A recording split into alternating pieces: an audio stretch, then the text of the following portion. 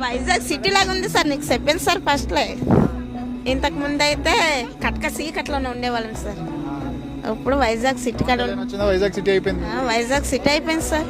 అనంతగిరి మండలం గూడెం గ్రామం 70 సంవత్సరాలు అవుతుంది సార్.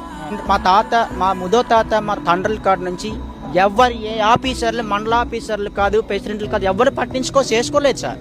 పవన్ కళ్యాణ్ కోసం వచ్చే ఇంటికి మీటర్తో సహా కరెంటు ఇచ్చారు, మళ్ళీ బోర్డు ఇచ్చారు, ఇంటికి 5 నైట్లు ఇచ్చారు సార్. ముందు నైట్లు లేనప్పుడు అయితే చిన్న పొయ్యి వెలిగించుకుంటూ ఆ పొయ్యి వెలుగు మీద తినేవారం సార్, మా పిల్లలు మామ కూడా. కానీ ఇప్పుడు పవన్ కళ్యాణ్ వచ్చి మాకు ఎలుతురిని ఇచ్చారు. ఈ ఎలుతుర్రో పిల్లలు చూడండి సార్ ఎలాగ ఆడుకుంటున్నారు.